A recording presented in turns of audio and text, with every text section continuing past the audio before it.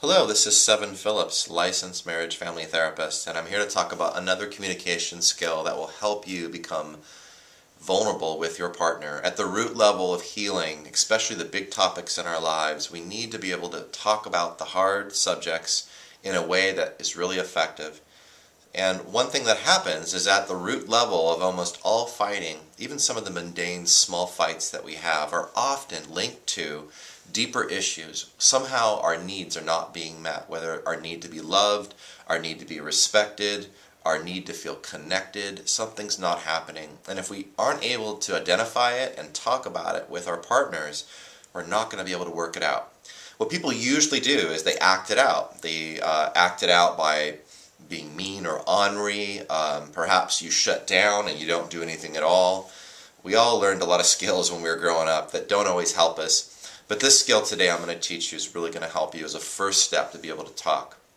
Now, usually when somebody brings up something that's very hard to hear and painful, we often blame, defend our position, or even say that our intention wasn't to do that.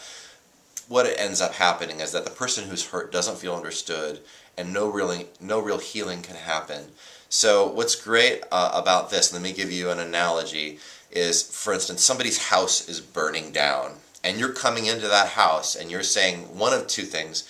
You're saying like, oh my God, I intended to get water, but I didn't. Or you're saying that, I didn't get water, and let me tell you why. Whatever it is you're defending or your intention is, it doesn't matter. If someone's house is on fire, please address the fire. Now, when I say this, it doesn't mean that you're taking up blame for the fire. It doesn't mean that you're trying to make the person feel better. What you really need to do is address it. Be present for it. Give the person some attention. This is the person you love, and they're in pain, regardless of the chicken or the egg or where it started. And this is a very important skill. So the first thing to do is a mirroring exercise that I teach with my couples. And what you do is you each take turns sharing. Simple on the surface, but a little more harder to do. So what I suggest is that you decide who goes first. That first person sharing is going to share for under 3 minutes. Be kind, because the person's going to have to repeat back the things that you said. So you want to keep it to the point as possible. So when you're sharing, you're not to be interrupted.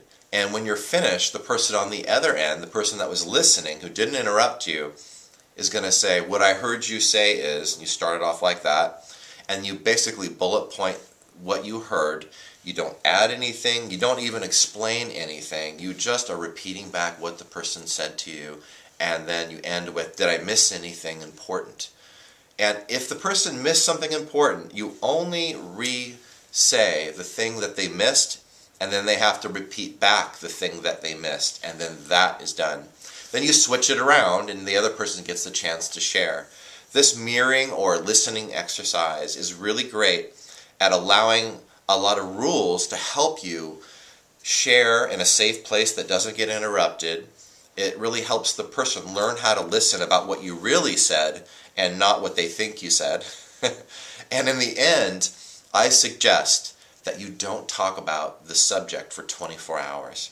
And I say this because I want you to feel some success in having this listening exercise where, like, wow, I felt heard and we didn't fight about it. That's great. And at the end of 24 hours, I often find, not always, but couples come back and they go like, you know what, we didn't even want to talk about it after 24 hours, which for me says that oftentimes the things that we're fighting over, once we're understood and heard, really aren't as important because we feel loved and cared for. I hope this helps, and I hope the exercise helps you feel more vulnerable and work stuff out. Thank you.